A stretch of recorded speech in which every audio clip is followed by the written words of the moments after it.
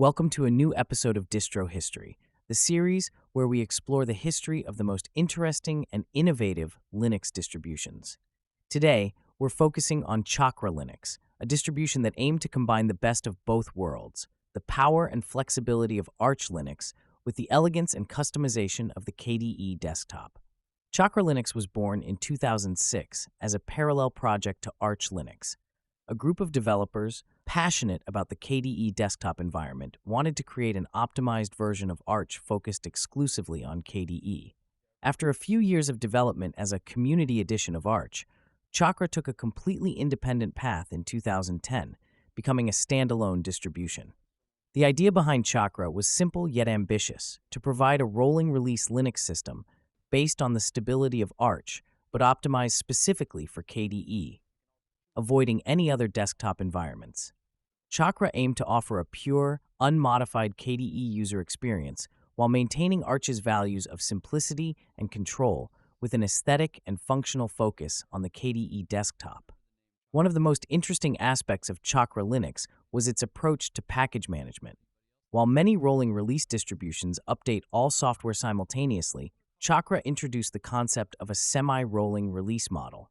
In this model, core system packages, such as the kernel, were regularly updated to ensure stability and security, while KDE desktop applications were updated more frequently to offer the latest from the KDE world. Another distinctive feature of Chakra was the bundle system. Instead of directly integrating GTK software used by desktops like GNOME into the system, Chakra preferred to separate GTK applications from KDE's core libraries.